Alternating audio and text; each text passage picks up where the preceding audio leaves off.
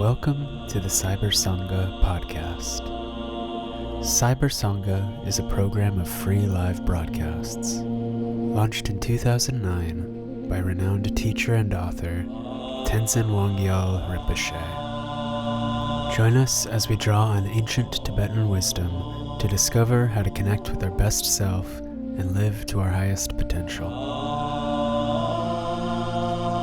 The following conversation, Embodied Emotions, New Pathways to Freedom, happened on March 23, 2022, as a science and spirituality dialogue with Eve Ekman, Bessel Kolk, Geshe Tenzin Wangyal, and host Alejandro Chaoul-Reich, that was part of a year-long series, Bring Body, Speech, and Mind to Life. This content is for informational purposes only. Listeners should consult medical professionals for any physical or mental health concerns. Please use headphones and do not meditate while driving or operating machinery.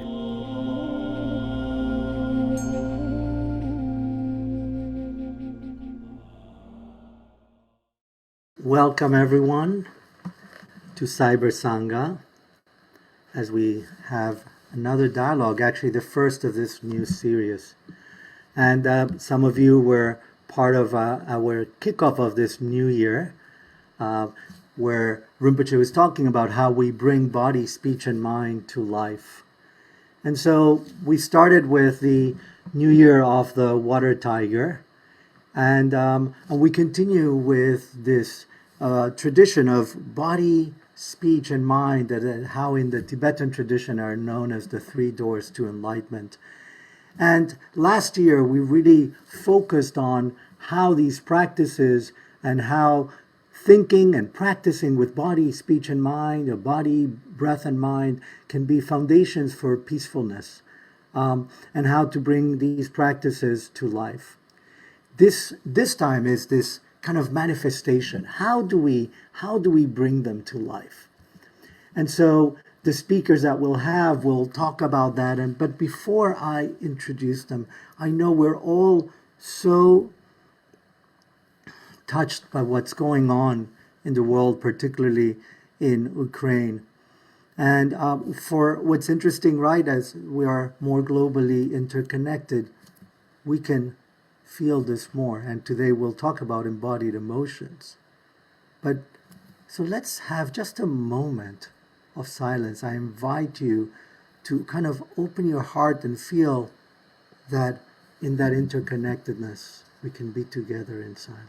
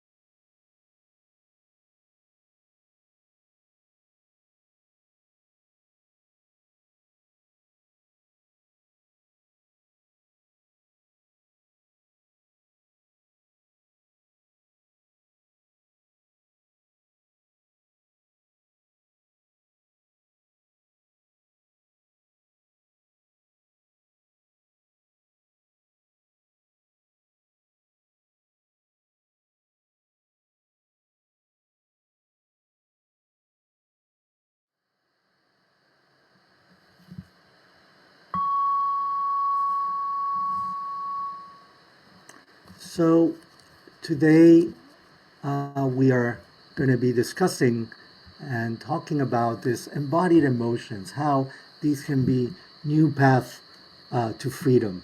And we have three fantastic speakers. We have, as always, Tenzin Wangyal Rinpoche, that we are delighted that he's wherever he is. Last time he was in Nepal when he joined us. Now he's back in the U.S. in California, and he's really the starter of Cyber Sangha. This way of interconnecting us through practices, through talks, through these dialogues.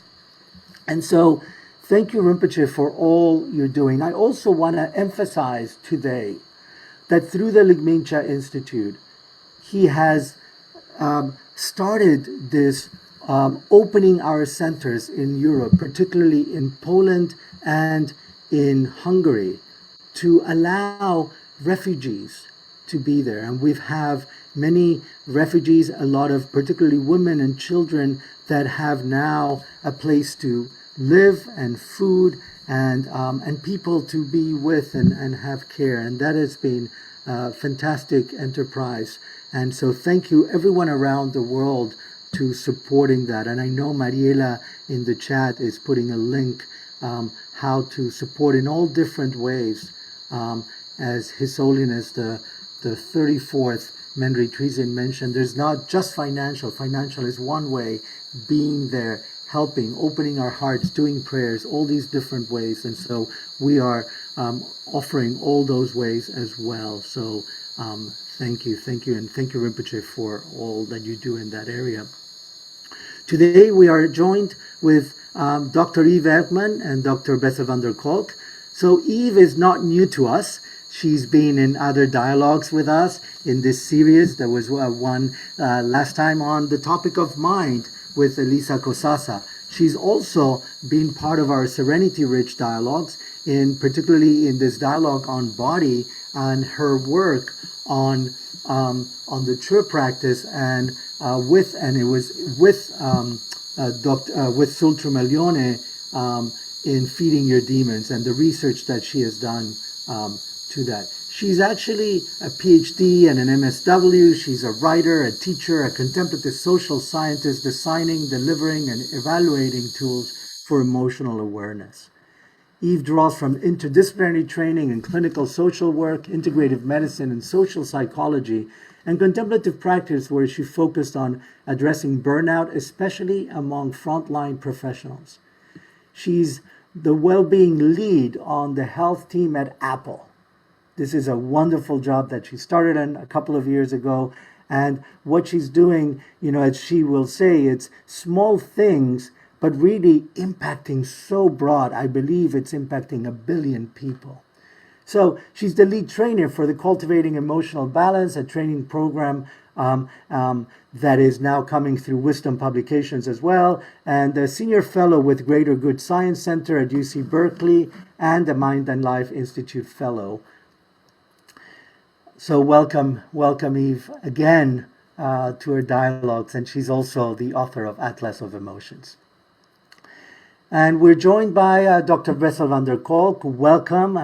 It's the first time that we have you in these dialogues, and we're really excited to have you. Dr. Bessel van der Kolk is an MD and is the founder and medical director of the Trauma Center in Brooklyn, Massachusetts, from where he's joining today. He's also a professor of psychiatry at BU at Boston University Schools of Medicine and director of the National Complex Trauma Treatment Network. His book, The Body Keeps the Score, Brain, Mind, and Body in the Healing of Trauma, has been incredibly popular and shows how fear and isolation at the core of traumatic experiences literally reshape both body and brain. And this is part of the topic of today. Now, he's also in May 18th to 22nd, he's going to host the 33rd Annual Boston Trauma Conference in Boston, where he brings together some of the world's most innovative leaders from the field of trauma, attachment, neuroscience, mindfulness, body-oriented work, and psychedelic studies. And so when he's not teaching, he says he's around the world, but he works and lives in Boston. Welcome, Bessel. Actually, I'm also a BU alum, so we have that connection as well. So it's great to have you both. As I always like to start in these dialogues, I want to start a little bit of people to get to know you. A lot of people know you through books, through your work. And so sometimes we don't get, as professionals, to expose, like, what brings us to this work? What's our humanity part there? So I like to explore a little that. And just a question of whatever you want to share in terms of, as a person, what brought you to this work? Eve, can I start with you? Wonderful question. And yeah, I'm just so honored to be here with you, Rinpoche. Thank you for the invitation. And wow, to be with Bessel van der Kolk is truly an honor this morning. Thank you. What brought me to this work? I had almost no choice. I was born into it, I guess. So my father, Paul Ekman, very well known emotion researcher. And I just have to say, his curiosity was so contagious. He had such a curiosity, still does, for the world. My mom was also an academic researcher, and both of them were really committed to making the world a better place. Not in the laboratory, not in the published journals. And I think that was part of what kind of steeped in me early on. In my teen years, I was an activist and did a lot of work actually for the Students for the Free Tibet. And I'd say that work and really understanding how His Holiness the Dalai Lama was creating a field of joy in activism, right? It never was, these people are bad and wrong. This is wrong and evil. Let's combat it. There was so much joy in his compassion. And even as a young being with all my confusions and not understanding why the world was so unfair and so difficult, it was a real inspiration. So I think there's actually a through thread for me of this, how do we make a world that is so painfully unequal, that there is so much suffering? How do we address it? How do we work with it? And I've followed many threads there. So I think I'll keep it at that for this morning. Thank you, Eve. Bessel, how about you? You know, we are meaning-making creatures, and we can explain anything. Ever since time immemorial, people know why the sun rises in the east and sets in the west, even though most explanations are wrong. And so I can tell you a story about what got me into trauma, but it doesn't capture it. It's more or less when the spirit hits you, you fall down. And I can tell you, I grew up in the Second World War. As an infant, I saw a lot of suffering, but so did my siblings, and they are not interested at all in what I am doing. I spent a good amount of time in my adolescence in a French monastery called Tenzin. Got involved in Christian mysticism at that point. And then as I studied trauma, and in some ways, all research is me-search, as we say in our circles, and in some ways it always resonates with something inside of you. It became more and more clear to me that it's about the body continuing to react, and that emotions are about movement. Emotion, the letters, they do it, and it's about moving. And as psychotherapists, people don't move; they just live in this linguistic spirit. But actually, we have bodies, and we react to the dictates of our bodies. And so there has been a big item exploration of me. How do you help the mind and the body to calm down, to be focused, to be goal-oriented, to be connected, all of which gets really very badly impacted by trauma. And, I've always had a poetic side, and I was always had a scientific bend, and studying trauma gets you in touch with biology and bodies and history and different cultures. So it fills my mind with exactly all the things that fascinate me about life. Thank you. Let me continue in that role. So your book, The Body Keeps the Score, you talk about how there's a sense of the emotions being not just embodied but stored and having an effect in the body. And I think when you bring that into the way that you talk about it or you write about it, it's really has been eye-opening for many people. Do you want to talk a little more on how kind of you discovered that me research or that research and what it means to you? Well, we never discover these things all by ourselves. We're always part of a whole group of people, and it depends very much on what you resonate with. And so when Peter Levine and I became friends, his work on the body made perfect sense. And Pat Ogden, working with Rolfing and somatic experiencing, and that really just, yeah, that's what the body is about. And then in our various neuroimaging studies, we saw how part of the brain involved in physical sensations is severely affected. And so all of these things came together in terms of the trauma. It's not that it gets stored in the body. It's interesting because my book has been translated to many languages, and I only speak 7 of the 40 languages it was translated. And oftentimes people mistranslate the book and say the body stores the memory. That's not what I say. The body keeps a score. That is, we keep reacting. Our bodies keep reacting as if it's happening. It's not that the memory gets stored, it's the perception gets stored. The interpretation of the world gets stored. And so you suddenly behave as if you're getting assaulted again, even though in reality you aren't assaulted because your brain changes and your perceptions of the world and your internal sensations become harrowing interpretations. And so in order to overcome trauma, you need to help people to find peace and a sense of calm in their bodies and to really work on that our internal perception of the world, and to change that actually through experience, not by understanding. Understanding helps you to know, why am I so screwed up? But understanding doesn't make you less screwed up. It's now I know why I get so angry, and now I know why I get so scared, but it doesn't change things. So you need to actually have experiences that directly contradict or supplement or really change how your organism, as I like to call it, interpret the world. And that ain't easy.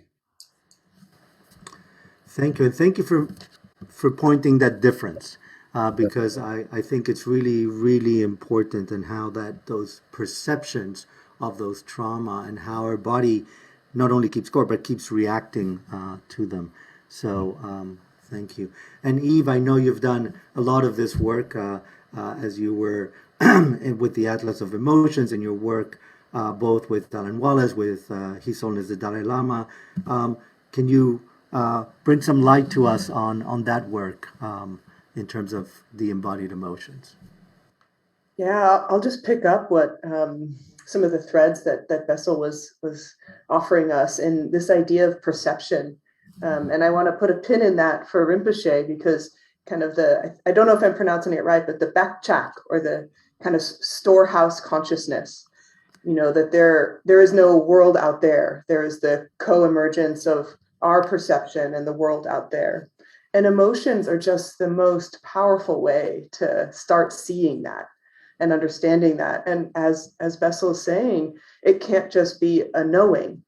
And I think it's interesting because I know I've heard, Bessel, you speak about and write about yoga, some of these experiences we have in the body, and in a more contemporary research also with psychedelics, that are these not direct knowing or thinking processes, but ways that you kind of pierce through that perception.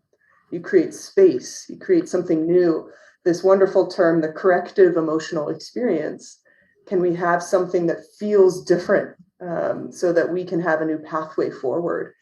And it's interesting because I think there are many ways for people to do that. And in these practices, especially maybe non-dual practices like Dzogchen, I don't teach those to folks. I really try to keep in my area, which is a secular meditation that can really help people understand a little bit of their felt experience, their sensory experience, maybe do reflection afterwards on what's in their database of emotion.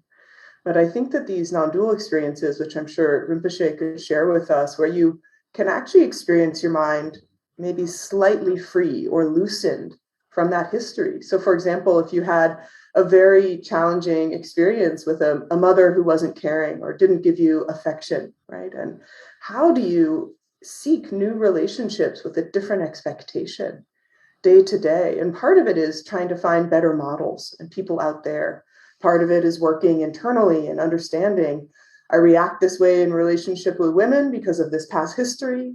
And then part of it might also just having that spaciousness, a new way of thinking free from that prior perception. So there's so many opportunities. I do think the narrative piece is important as a step along the way. We can't just jump to non-dual reality. We have to do that work of truly understanding the embodied experience, what's called our interoception of our difficult emotions, and the why. We don't need to get that deep on the why, but the why can help us. Oh, I understand this now as related to a prior experience. And in the contemplative practice, those prior experiences might be lifetimes. Well, even with epigenetics, and we could see they could be lifetimes of difference, but that knowing that I don't know who said this, but it's your emotions are not necessarily your fault, but they're yours. So how do we work with that legacy? Thank you, Eve. And I think also thank you for kind of mentioning, even though you didn't say it in this words, but this idea of spiritual bypass, right? So we go into the non-dual and now everything is fine, but how do we go? And so as Rinpoche has been doing in this work, that, as you mentioned, from the idea of or the concept of Pakchak in Tibetan, but also as Rinpoche, as you have created this wonderful work of the three doors, and how we talk about, for example, pain body, right? So there's a pain identity that it's manifested as pain body, pain speech, pain mind. But here we talk about pain body. Rinpoche, do you want to talk a little bit about that? Thank you. So first of all, I wanted to welcome and very appreciate Bessel and Eve, both of you are being here. Very happy to be here. So just to say that the idea of body being store of memory, body, I think body plays a very, very important role in Tibetan tradition. So that there is a clearly awakening the sacred body, the opening up the channels, opening up the chakras, opening up many the energies, the wind, opening up many different levels of awarenesses and different qualities. So body do play a very important role. But in Tibetan tradition, the body is not the only one, or not the main one. So there is, as Eve said, there is a called Kuiji number Shiva, like a base consciousness. So base consciousness is where we store. So where we keep this information and memories. And body is like a part of it. I guess I was just thinking about maybe we all have a storage place. We have a big garage. We have a little closet, and closet where we store things. So the closet and garage is not the main important, but who is storing, why they're storing, why they think something needed to be stored. That's more important question and issue here, which I think comes to more like a perception, and also idea of perception, not perception of the reality, but the perception of self. Because reality is constantly created by perception of self. However you identify yourself, that's what you're seeing, that's how you're responding, that's how you're furious. So I think very much like our experiences in Dharma in generally, I mean, just simple things in our life. Right now, war is going on. And I know myself, personal experiences. Before the war, I get up, watch what is the news about the pandemic. Before I go to sleep, catch up with some news about it. And after the war started, I stopped watching, looking at the virus. Instead, one of the first thing in the morning, I'm trying to see what's going on with the war. One of the last thing I see what's going on in the war. It impacts me. And one thing I want as a practitioner, I wanted to make sure that these negative experiences, what's happening in a life, in the world, should not affect me negatively. It should awake me for something more positive. And I know that. But does it happen? Not necessarily always. And when it happens, why it happens? Because the perception of self. And some sense of myself, I wanted to bring some more positive things there, not affected by negatively these experiences. So I think is just a really like a just to say one little more thing about the whole idea of trauma. And it's a really, really sad moment what's going on in Ukraine. And, like over 10 million people are displaced, more than 3 million people are refugees, 150 Russian troops, and many of them, even they did not know why they're going for there. And many of them, their families and friends, and people who are even us trying to organize these prayers and trying to raise money and trying to open a center. It's impacting every individual's life, not only those who are in the war, but those who are caring about them also. The world will not be the same anymore. But why this all are happening? Because of some top level of politicians. They are all, many of them thinking they're trying to see who's going to gain out of it, what they're going to gain out of it. And in the end, what will be the right outcome of it? They don't think how many people have died. They don't think how many people have lost their children and parents. They don't think how impact that even people who are taking care. So these experiences, trauma experiences, it's not only very big thing. I think even it's a very little thing. I can think about impact on me every single day. Just very little, but it's there. And I think in the practices in Buddhism, these all little things are important to be aware that on individual level, to be aware of that. What is doing to me. Thank you, Rinpoche.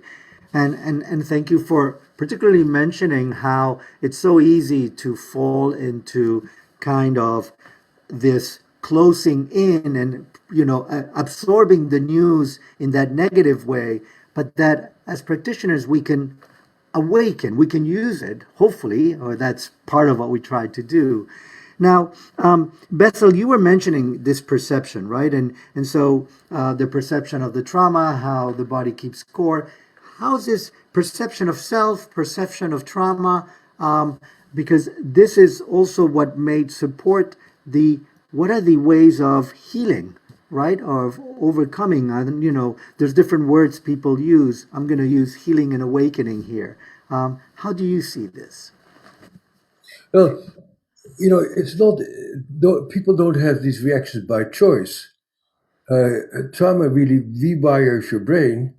And what trauma does is really causes your brain to get stuck in perceiving danger and seeing danger at the expense of feeling other things.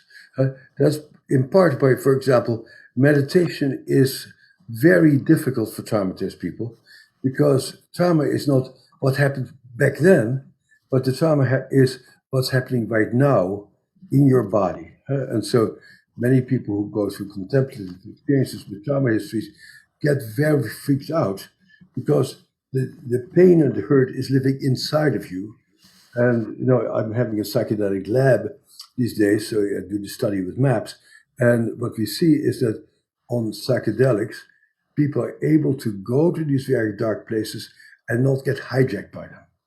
And so what psychedelics make it possible, as does neurofeedback and some other ways, to help to calm that brain down so you actually are able to go to the old places where you were not able to go before and to start rearranging that. And so the part of what goes wrong when you get traumatized is you get so afraid of your internal emotions that you try to run away. It's very typical. People turn on the television, they make a lot of noise, they do a lot of stuff out there because the last thing you want to do is to experience yourself.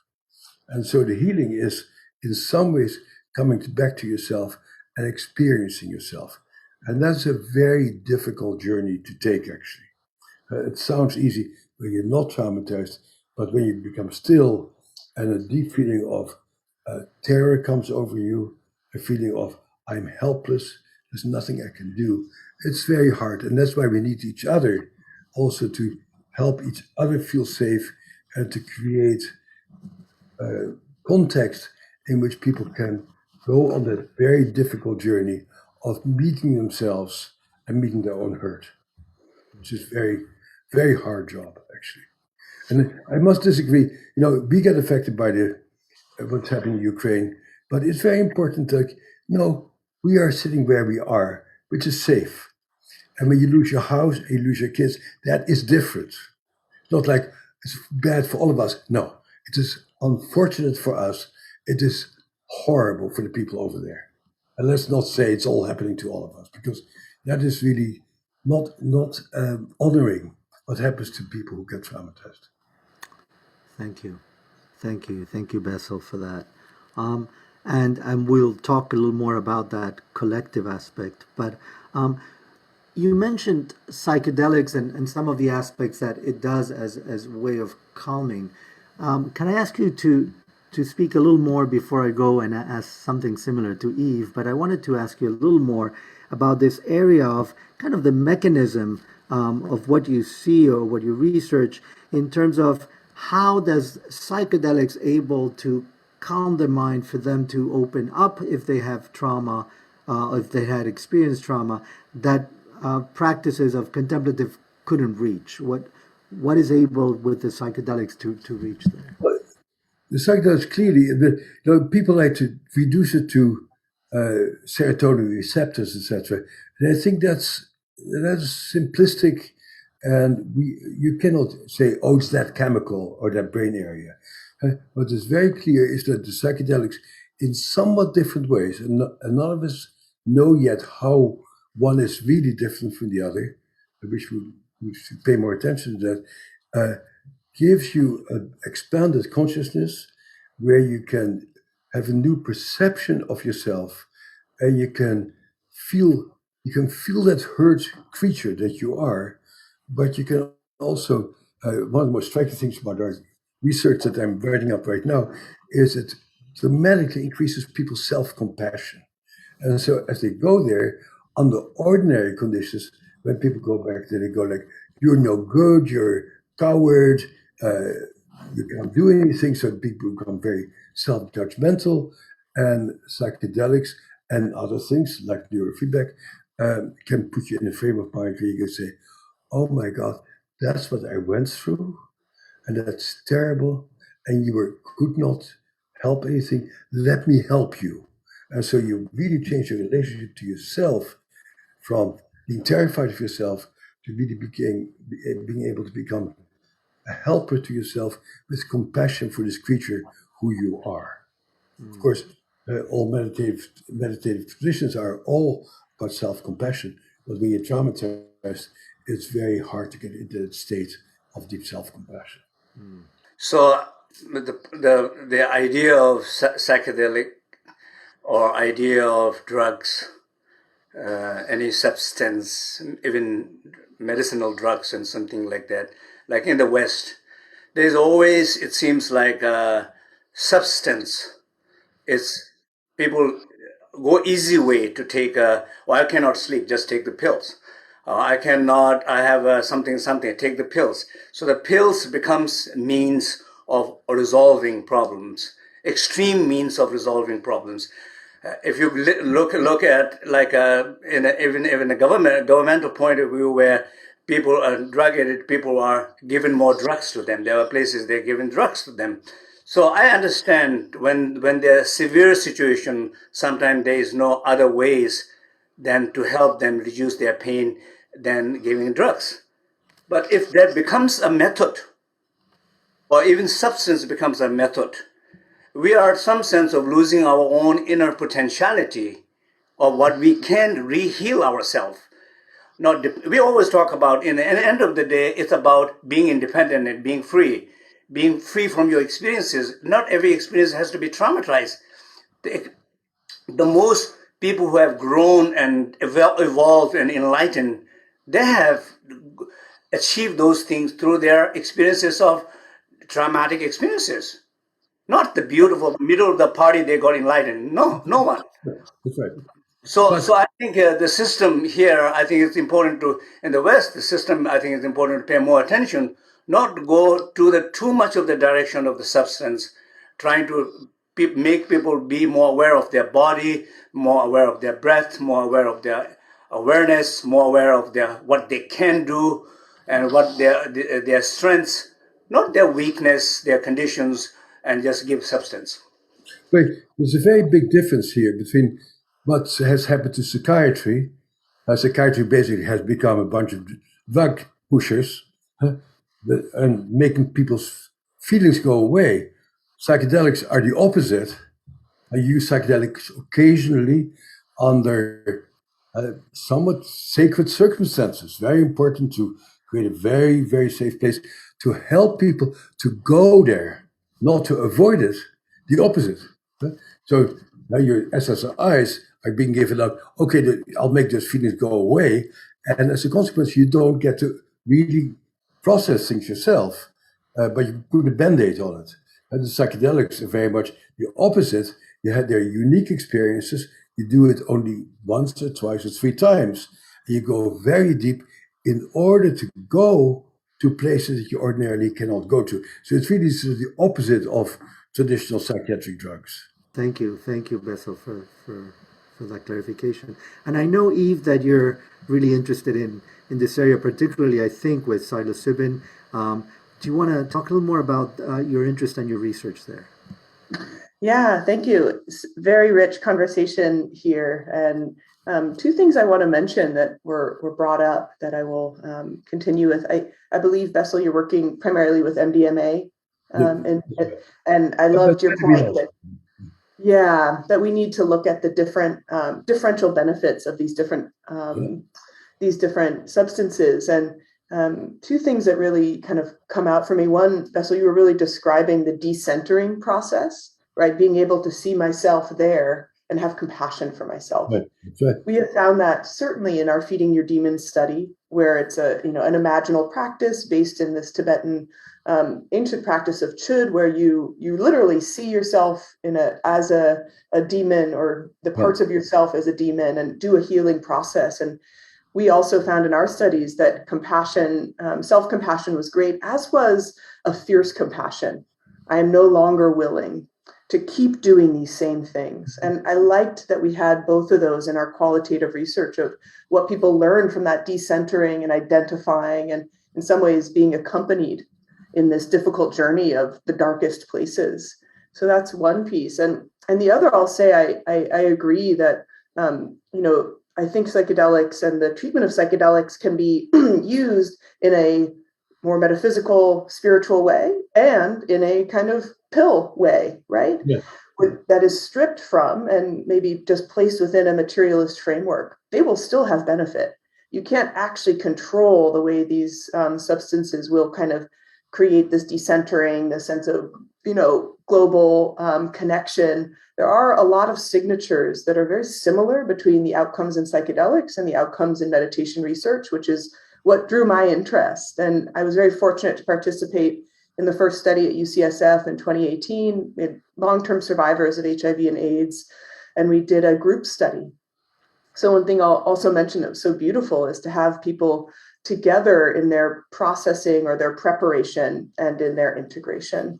So these words are so important, the preparation and integration. And my passion working now in the Berkeley Center for the Science of Psychedelics with Dr. Keltner, Michael Pollan, Michael Silver, David Presti, some really wonderful folks there leading this center, is how do we actually use these wisdom traditions? So we think about the indigenous traditions coming from psychedelics, and the indigenous traditions, of course, in the bond, right, of how do we understand and ground ourselves into this world and to the materiality, and then also be open to seeing ourselves in that different way and actually seeing our connections with others in a different way. And it's interesting, the event I got to participate in last week, a discussion of, can we keep the mystical in psychedelics? And this is a conversation in meditation that's been going on for decades, as meditation and mindfulness is used for self-optimization, right? Can I be a better business person, a better golfer, a better hedge fund manager? Will these practices still have the impact of creating that sense of interconnection and that true wisdom of seeing things change when they're commercialized? It's possible, it's not guaranteed. So. The commercialization is very worrisome, and No, I don't know why our society decided to focus on one of the seven deadly sins, just greed. There's other rewards besides greed in life. And I'm really just stunned that in our culture, how much money can you make? Yeah, and what else can you do? And so I think the psychedelics have the potential of amplifying the dedication to the sacred, to spirituality, but I think it's highly dangerous in our current culture, and I'm not really all that optimistic that we will be able to come to an endpoint where this can truly be utilized to help people to be together and to see each other and have a context and not do terrible things to each other. I don't know if we can do that. That's all what we all hope for. But boy, I'm worried. Yeah, yeah, and I think you all mentioning how it's about understanding that sacred context and how the commercialization makes even the best of tools a problem, right? I was driving here. We have a big road, Rinpoche knows, 59, and there's a big sign there that says mindful dating, and I was like, really? Now we have, so mindfulness is used for anything, right? Yeah. And so I'm sure that it's better to date mindfully, but really, using it in all these commercial ways, it's really taking out, in a way, what we're saying here about the sacredness of these issues. The same with any kind of drugs or any kind of things that are taken, from traditional cultures that were done in a very sacred context, in a shamanic sacred context, and now they're taking in this way of commercialization. Now, on the other hand, Rinpoche, your interest of, yes, even people with trauma, we can see that sometimes through some practices, some specific methods of practice, we can be able to lead them to a place of openness and hosting those emotions and recognizing, as both Bessel and Eve said, this space, in that space, recognizing that trauma and actually allowing that inner warmth, in this case of self-compassion. And do you want to talk a little more about how, through, as you teach on the pain identity and the pain body, this openness and warmth can come up? Yes, it's a seems a very complicated topic. So I think, in some sense, it has something to do with the perception, perception of self. And so, talking about the psychedelic,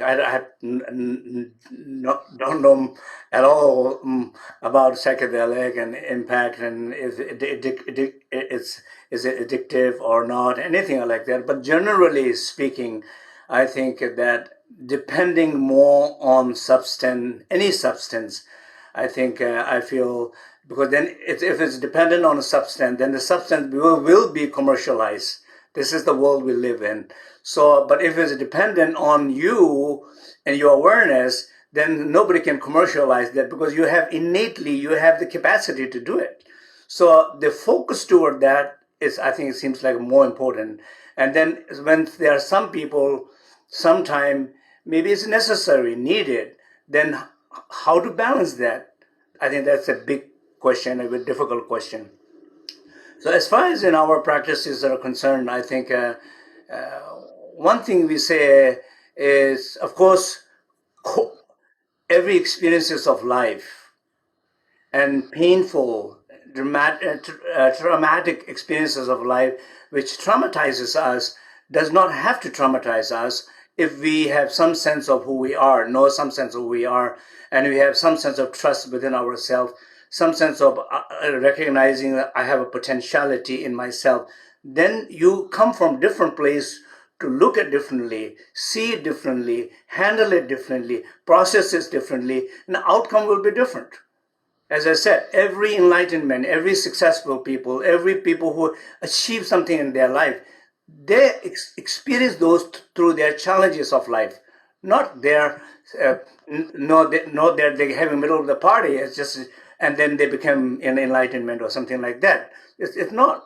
So that's true. If those people did that, everybody can do that. So the question is, those who are us not able to do that, then we have to remind ourselves, whatever difficult experiences you are having, it's not the experience. It's you who is not able to process it. And who is you? I don't know who I am. I'm stressed out. Okay, if you're stressed out, then relax. That's I think the simplest one of the meditation. They say, be in the stillness, be in silence, be in the spaciousness of your heart. I think that is very powerful. Those who cannot handle it. So not tell people you have to work with it, you have to process it, you have to get better, you have to do something, No, they're not able to do anything. So they have to have total permission to do nothing. Just be. And when they have some glimpse of experiences of being, they regain their strength. They feel more powerful. They feel more, they're more aware. Then they can face whatever experience they're having. They can able to sit with it for a moment. Just sit with it for a moment. Recognize it for a moment.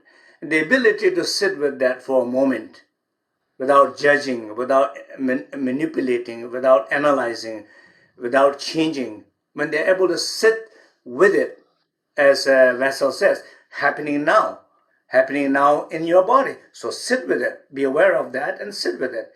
It's going on in my head, sit with it. It's happening feeling in my heart, sit with it. Shortening my breath, sit with it. Ability to sit with it and not do what we call resting in your body, resting in your breath, resting in your heart and mind. I think these simple, what I call it 3 precious pills. Take 3 precious pills. They're free. Nobody can commercialize. And you don't have to buy anywhere. You don't have to forget. There's no boxes for that. It's all the time with you. And whenever your problems are a reminder to take it. That's it.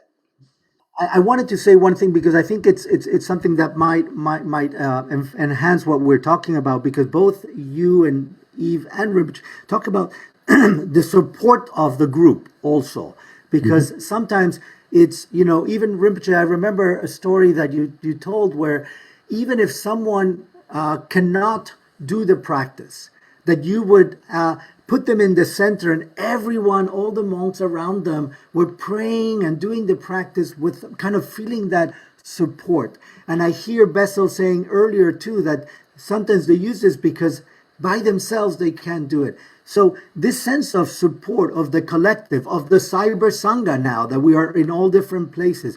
Rinpoche, do you want to talk a little bit first on how and why in the traditional way you were drawn to do it in that way, of having that person in the center and people around and supporting them?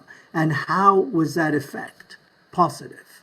Yeah, so I guess that example was me when when as a teenager I was doing meditation called transferring consciousness. You're supposed to do power and have a little hole in your head, and I was, all my classmates were there like in 50s, 60. I thought they were really old people. I was only like 15, 16. But I restless 15, 16.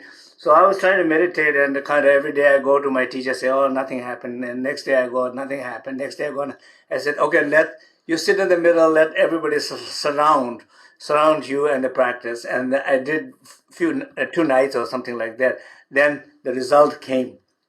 So somehow, of course, that the surrounding, the environment, and the support definitely helps. So, but the idea of support is also, nobody tells you what to do or what not to do, but they allow you to experience what you're experiencing it and witnessing their presence.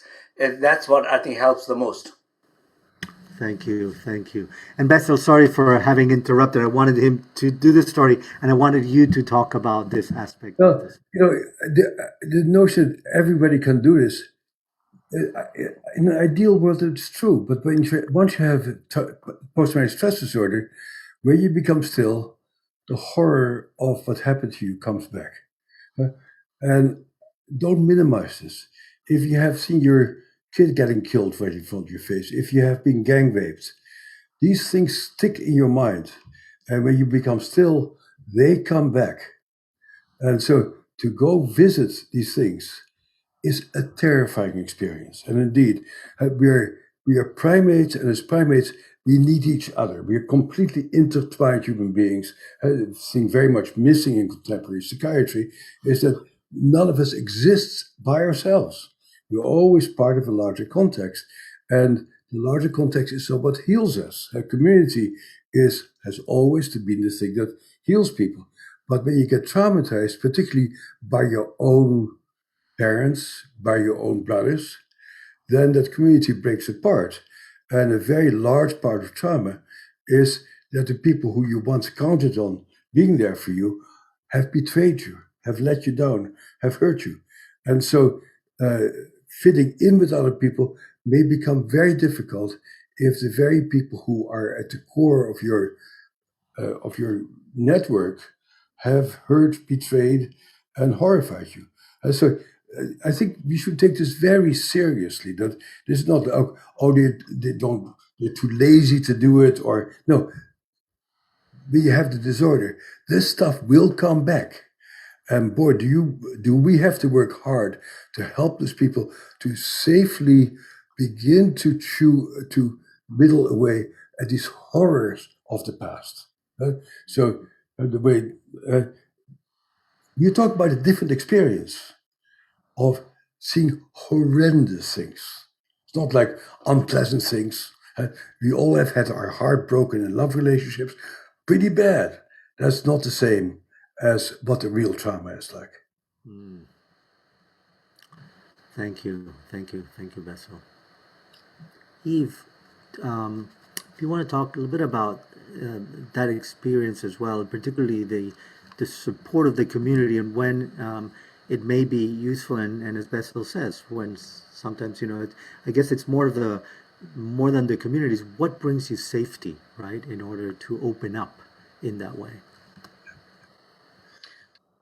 Yeah, I am appreciating the authentic and genuine challenge of working with trauma. I did my clinical work as a social worker at the Level 1 Trauma Center in San Francisco. I was a night social worker there.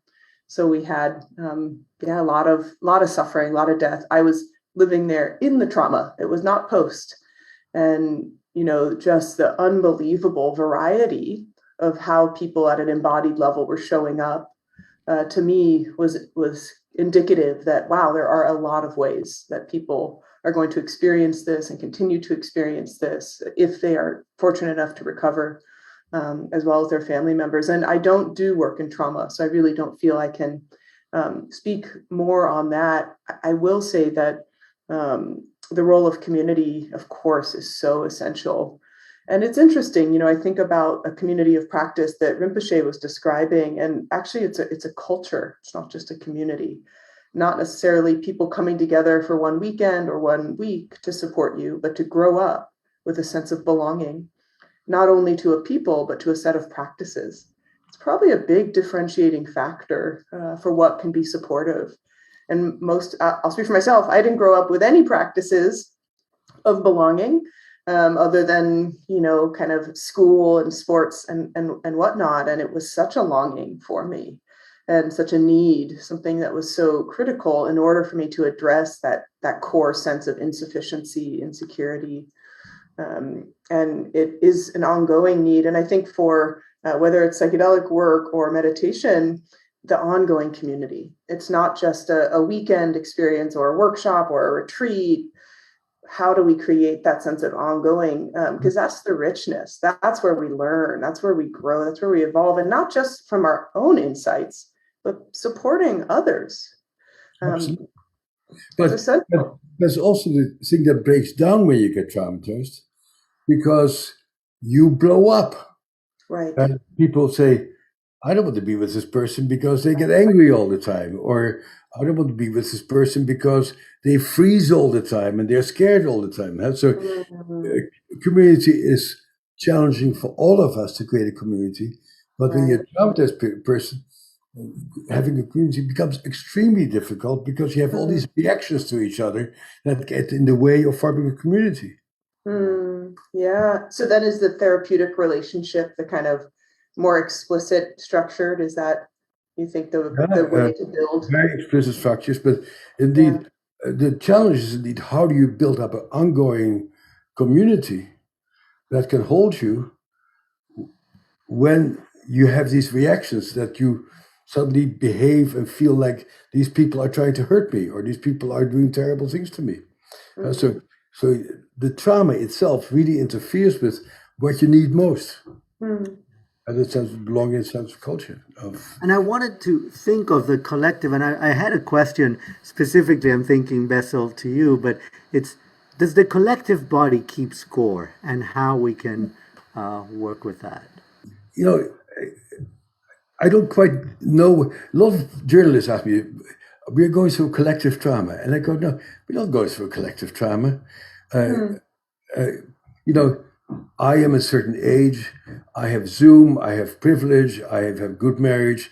For me, the pandemic has been an inconvenience. It's not like horrible. Too bad I couldn't hug my friends for a little while, but that's not the worst thing in the world. If you're a nurse, like some of the people I know who see people die, who can't go home because they're afraid to infect their family, that is terrible. So let's not sort of talk too much about collective stuff, because our circumstances are very different for one person. And some of us, including certainly me and hopefully you guys also, are actually privileged. You don't have to worry where your next paycheck comes from. You don't have to worry if you can get medical care. You don't have to worry whether somebody is going to infect you. It's very different for different people. Right. But don't you think that the collective is actually the sum of all of those? So there are some that are, I mean, and that there may be through that, in the same way that we think of how by being together we can that might support others as well. Yeah, Rinpoche, please. Yeah, so first of all, I'm very happy. It's very exciting conversations. So I think it's a little bit, it reminds me a little bit like in the monastery, a little discussion, debate here, which is fun. So I wanted to go back to this idea of, earlier when I was talking about, about the war and my reaction to it, I did not mean to say comparing that with people who have lost children, and obviously, absolutely no comparison there. That's not my point. I think probably it's misunderstood that. It was more like a ripple effects of so far everywhere. That's my point. So now, when we say something like either is a psychedelic or taking sleep for typical sleep medicines, and I know some of my friends take pills and every night, and I don't have a sleep difficulty sometimes? I do. It was jet lag. I'm traveling jet lag. But do I want to take it? I would. Right now, I can say I will never take it, but I cannot promise in the future. I will let you know if I took it. But I will never take it because I know that I can work with it. And so when we say somebody, okay, there's a movie, I don't know, I just asked Mariella about the documentary, Forgiveness of documentary that we showed one time, powerful documentary, but the Indian name, I don't recall right away right now. But if you're talking about the trauma, there's no more trauma than that movie, three stories. One, her father and mother was shot, the Indian politicians, when she was like, I don't know, 5-6 years old. And one sister was shot in the middle of in the buses with the knives.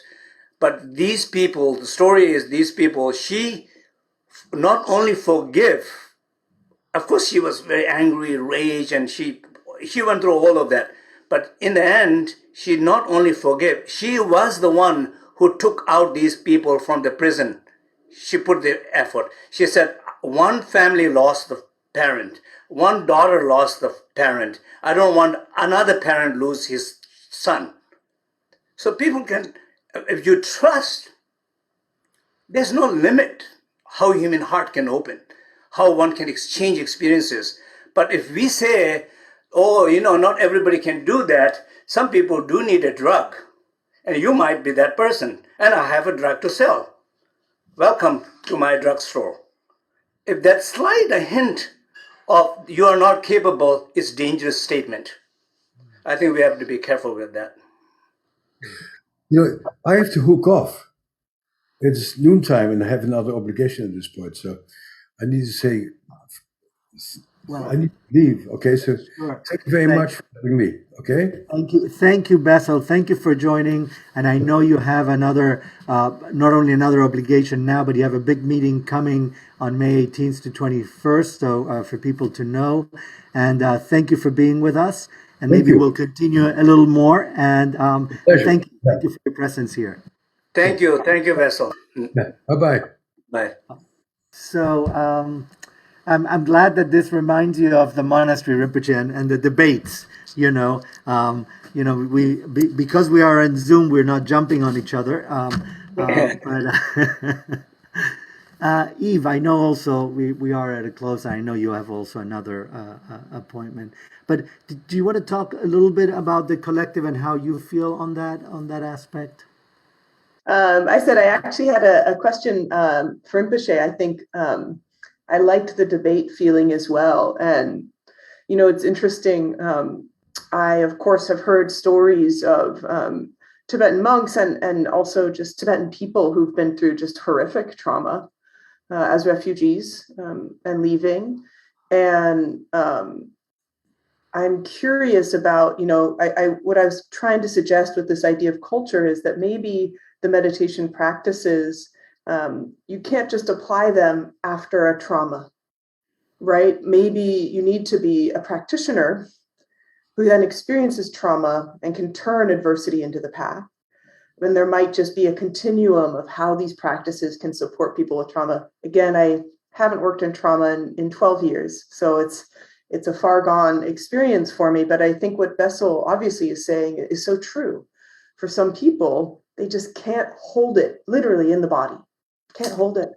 They can't hold the stillness. They can't hold the silence and the openness. So I'd just love to hear a bit more from you, Rinpoche, actually. On that. Yeah, I absolutely agree with Vessel. I'm just trying to kind of a little bit discuss about it a little bit, see where it goes. But I think when he was talking about it's not about what you think, and it's something that's happening in your body, in your mind, emotion, something unbearable. I can imagine, the good example of strong trauma will be losing death of your child with accidents, So I this morning when I was coming here, I thought about, okay, what will be the strongest one for me? That will be the strongest one will be with me. And then if I hear that, oh, your son is dead with the accident, yeah, of course it will be a very, very difficult one. But should I take drug then? Or should I take psychedelic then? I don't know. I don't know. I can never say. I might be going to the hospital. But I hope not. But then the question about if you're raising is, okay, well, you have been practicing, teaching practice. You're supposed to be a little bit better than average people. So handle it. Yes, that makes sense. But the question is, am I better because my training, my practice? But who am I to say someone else is not as good as I am?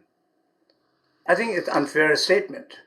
And if just suggesting something like that will be also, you're not inviting them into this infinite possibility. You are trying to giving them something. So this is always an interesting question, like probably in San Francisco, all this, one of the richest state, richest city, and if you look in the drugs people, it is horrifying, right? And then if you give them a drug, and the government they give millions of dollars for fund to give drugs to drug addict people, is that the solution?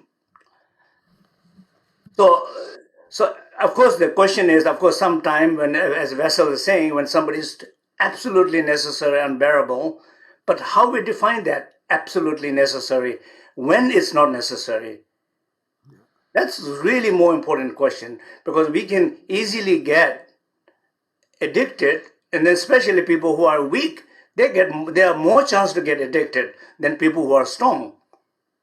People who are strong, maybe it's good they can take some, but people who are weak, it might make them weaker. So who is the candidate who can take it? I think it's a very, very important question, because fundings are wasted, destroying people's life, destroying the whole city. I don't know, it's such a horrible, Yeah, I agree, Rinpoche. But also, I mean, something that we didn't get and I wanted to get with Bessel was he mentioned, or I think Eve mentioned, that Bessel did also included yoga. So the movement, he even mentioned emotion, that motion part. And sometimes I know in MD Anderson that many times for people who couldn't sit, actually we asked them to do some of the, whether it's Tai Chi, yoga, Tsalung, something that they move and they start releasing. And then from that, now I can sit a little bit. Now I can open to be with that. And so I think the bringing in that part of the body, I think. Yeah, I think the bringing the movement of the body, which we do, bringing the awareness to the breath, which we do, bringing awareness to their whatever experience they are having, which we do.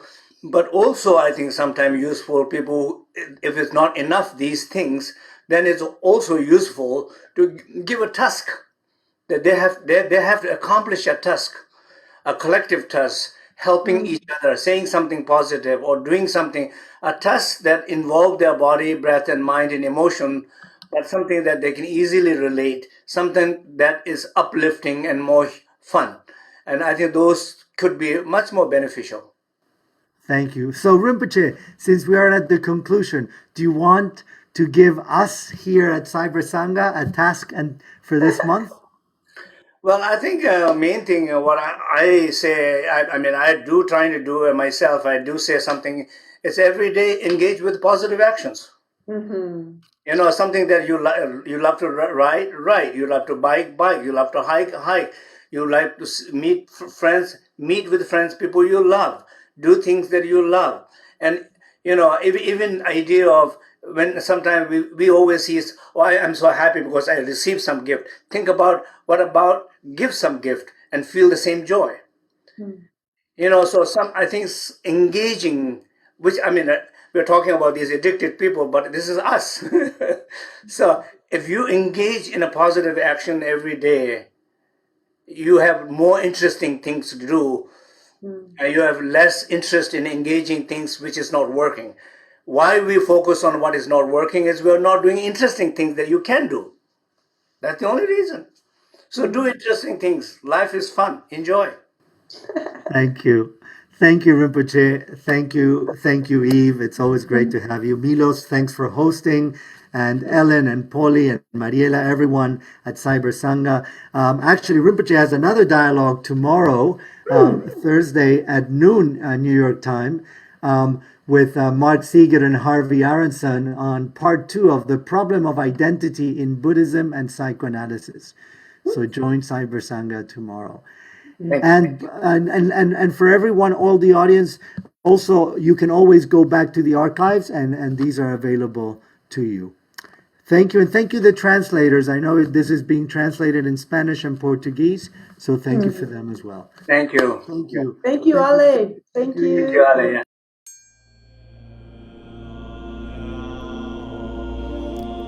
Thank you for listening to the Cyber Sangha podcast. If you'd like to learn more about Cyber Sangha, visit us online at cybersangha.net.